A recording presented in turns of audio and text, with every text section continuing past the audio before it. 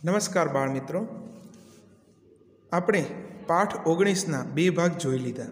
તેની અંદર બીજની વાર્તા પણ જોઈ. આ પાઠમાં આપણે થોડાક પ્રશ્ન જોઈએ. દામજીભાઈના દીકરા હસમુખે તેના પિતાજીની જેમ ખેડૂત બનવાનું પસંદ કર્યું. હસમુખનો દીકરો પરેશ ખેડૂત ન બનતા ટ્રક ચલાવી રહ્યો છે. તેણે આવું શા માટે કર્યું?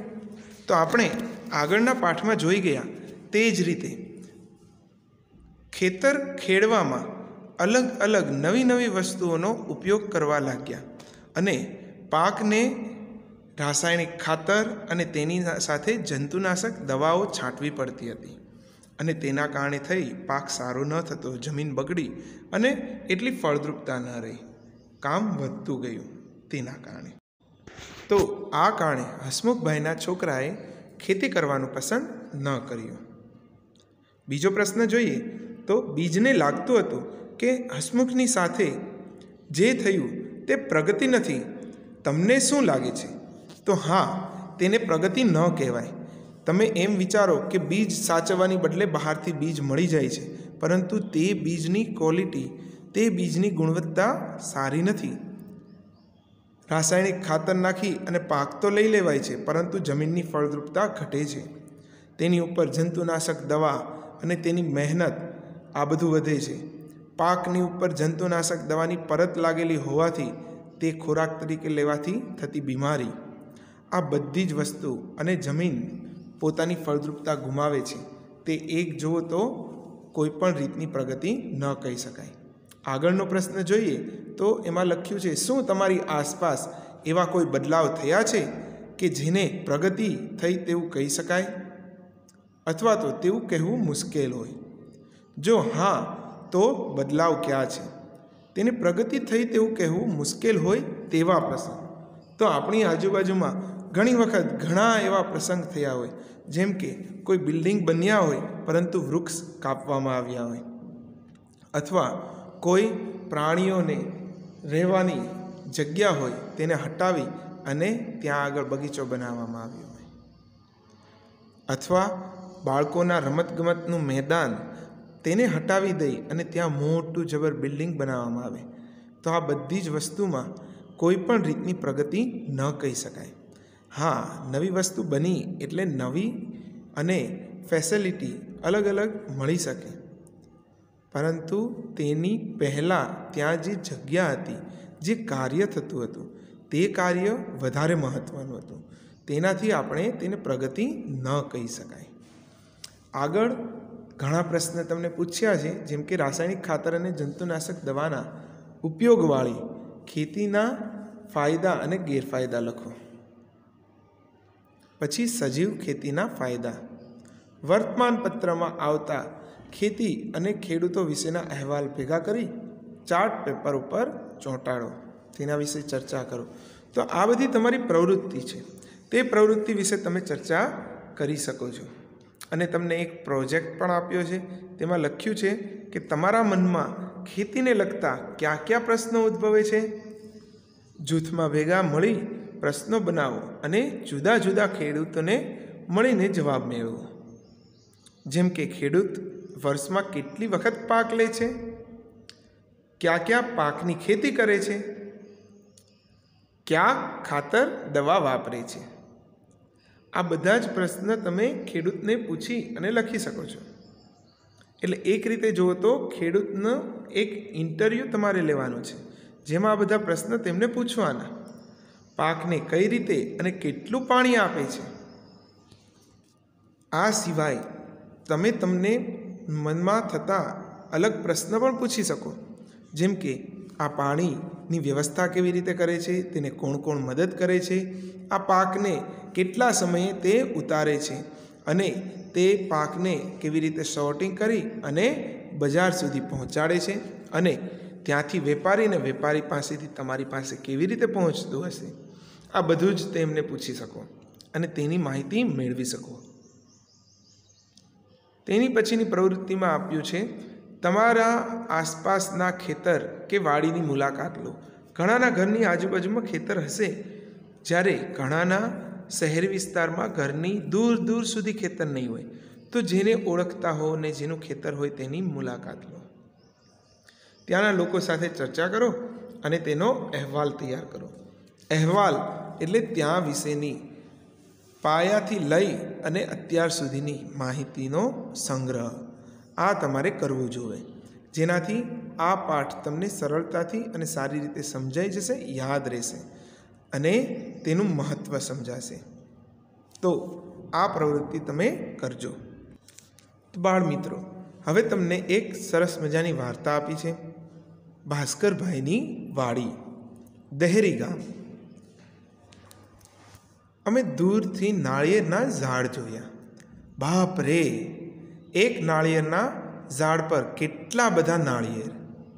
અમને લાગ્યું કે તે બજારના મોંઘા રાસાયણિક ખાતર દવા વાપરતા હશે, પરંતુ વાડીમાં જોયું તો ખૂબ આશ્ચર્યચકિત થઈ ગયા. બધી જમીન પર સુકાયેલા પાંદડા, જંગલી છોડ અને ઘાસ પથરાયેલું હતું. કેટલાક છોડ ઉપર સુકાયેલી ડાળીઓ જોઈને લાગ્યું કે જીવજંતુ ખાઈ ગયા હશે. ક્યાંક ક્યાંક તો રંગબેરંગી પાંદડાવાળા છોડ જોયા. આવું કેમ થયું હશે? ભાસ્કરભાઈએ કહ્યું કે આ કોટનનો છોડ છે. તેના મૂળ જમીનમાં ઊંડે સુધી જતા નથી.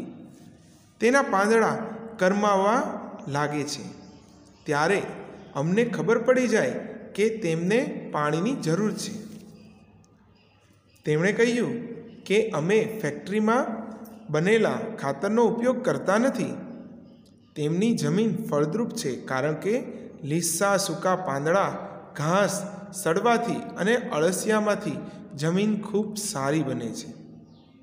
અમે ધ્યાનથી જોયું તો ઘણા બધા અળસિયા જોવા મળ્યા. ભાસ્કરભાઈએ જણાવ્યું, અળસિયા જમીનની અંદર ખોદ્યા કરે છે. તેઓ જમીનમાંથી એક જગ્યાએથી બીજી જગ્યાએ ફરતા રહે છે. તેના કારણે જમીન પોચી રહે છે. તેમના મળથી જમીન ફળદ્રુપ બની જાય છે અને હવા તથા પાણી સરળતાથી જમીનમાં જઈ શકે છે. જો બાળમિત્રો, ઘણી વખત તમે કોઈ પણ છોડ વાવવાની તમને ઈચ્છા હોય અને વાવ્યા હોય તો તેની આજુબાજુમાં ગોળવું પડે, એટલે કે આજુબાજુની જમીન થોડી થોડી ખોદવી પડે. તેનાથી જમીન પોચી રહે. તેમાં કોઈ પણ રીતે કુદરતી પાંદડા અથવા તો છાણ નાખી અને તેનું ખાતર બનાવે અને તે સાથે મિશ્રિત કરે, જેનાથી જમીન પોચી રહે છે. ઘણા લોકો કોકોપીટનો પણ ઉપયોગ કરતા હોય. આ બધી જ વસ્તુ કુદરતી છે, જ્યારે ફેક્ટરીમાં બનતું રાસાયણિક ખાતર એ જમીનને નુકસાન કરે છે. પ્રવીણે શહેરમાં રહેતા પોતાના કાકા વિશે વાત કરી. તેમણે બગીચામાં એક ખાડો ખોદીને તેમાં અળસિયા રાખ્યા છે.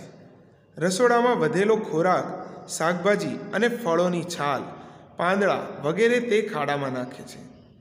અળસિયા તે બધાને કુદરતી ખાતરમાં ફેરવી નાખે છે. તે ખાતર બીજા છોડવાઓને આપવામાં આવે. આ છોડવાઓને આ ખાતર આપવામાં આવે જેથી તેમનો વિકાસ સારો થાય છે અને તેમને બજારમાંથી ખાતર લાવવું પડતું નથી. તો તમે ઘરે પણ આવી રીતે કુદરતી રીતે ખાતર બનાવી શકો છો. જોયું ને કેવી રીતે મફતમાં ખાતર તૈયાર થાય છે. પછી અમે વાડીમાં ઉગેલા ફળો ખાધા. કેવા સ્વાદિષ્ટ ફળો હતા! હા બાળમિત્રો, કુદરતી રીતે ઉગેલા ફળ અને રાસાયણિક ખાતરથી પરાણે પકવેલા ફળમાં ઘણો બધો સ્વાદમાં તફાવત હોય છે. સ્વાદમાં તફાવત એટલે કે રાસાયણિક રીતે કોઈ પણ વસ્તુને ઉગાડવામાં આવે તો તેનો સ્વાદ સરળ રહેતો નથી. જો ફળ મીઠા હોય તો તે મીઠા નથી લાગતા અને ઘણી વખત ઘણા ફળને રાસાયણિક રીતે ઉગાવી તેને કાચા જ તોડી લેવામાં આવે છે અને તેને કાર્બેટથી પકવવામાં આવે છે. જેમ કે તમે ઉનાળામાં જે કેરી ખાઓ છો, તમે જે કેળાનો ઉપયોગ કરો છો, તથા સફરજનથી લઈ અને ઘણા બધા એવા ફળ કે જે કાચા તોડી અને તેને કાર્બેટથી પકવવામાં આવે છે. તો આવી રીતે તેને પરાણે પકવી અને તે ખોરાક તરીકે મૂકવામાં આવે. તે ખોરાક તરીકે લેવો હાનિકારક છે અને તેમાં કોઈ સ્વાદ પણ રહ્યો નથી હોતો. તો આ લોકો જે મુલાકાત લેવા ગયા તેમણે ત્યાં આગળ ફળ ખાધા. તે કુદરતી રીતે પાકેલા હોવાથી ખૂબ જ સ્વાદિષ્ટ હતા. ખરેખર એક અલગ પ્રકારની ખેતી વિશે જાણીને ખૂબ જ મજા આવી. આ જૂથના સભ્યો હતા પ્રફુલ્લ, હંસા, કૃતિકા, ચિરાગ, પ્રવીણ. આ બધા જ લોકો વર્ગ 5માં અને કમાં 5કમાં ભણતા હતા. તો આ રીતે તે લોકોએ આ ખેતરની મુલાકાત લીધી અને ઘણું બધું જાણ્યું. આવું તમે પણ જાણી શકો છો.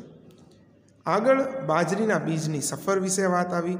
તો ખેતરથી થાળી સુધી ચિત્રોને જુઓ. દરેક ચિત્રમાં તમને શું જોયું તે તમારે કહેવાનું છે. તો આની માટેના ચિત્ર જોઈ અને તેના જવાબ લખવાના છે. આ ચિત્રમાં પ્રથમ ચિત્રમાં આપણને બાજરાનો પાક ઉગેલો છે અને તેને ડુંડામાંથી કાપતા અને કાઢતા જોઈએ છીએ.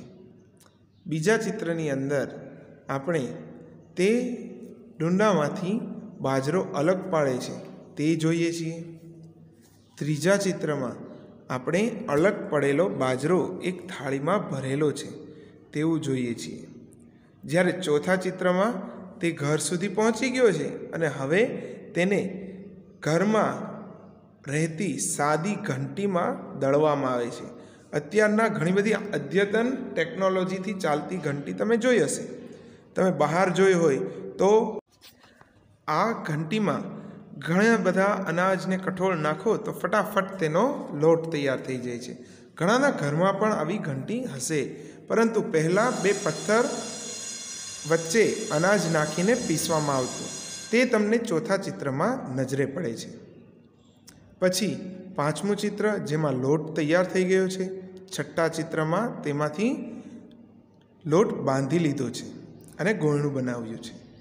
સાતમા ચિત્રમાં હાથેથી તેનો રોટલો ઘડ્યો. આઠમા ચિત્રમાં તેને તાવડી પર મૂક્યો અને નવમા ચિત્રમાં તે રોટલો પાકીને તૈયાર. તો આવી રીતે રોટલા બને છે. તો ખેતરથી લઈ અને આપણી થાળી સુધીની બાજરાના બીની સફર આપણે જોઈ, ઘણી બધી વાતચીત જોઈ અને ઘણી બધી જાણકારી મેળવી. આ સાથે આપણો આ પાઠ પૂર્ણ થાય છે. આ પાઠમાં તમારે બાજરીના બીજની યાત્રા વિશે લખવાનું છે અને તેની ટૂંકનોંધ લખવાની. આ સાથે આ પાઠ પૂર્ણ કરીએ છીએ. ફરી મળીશું આવતા વિડીયોમાં નવા પાઠ સાથે. અસ્તુ. આભાર.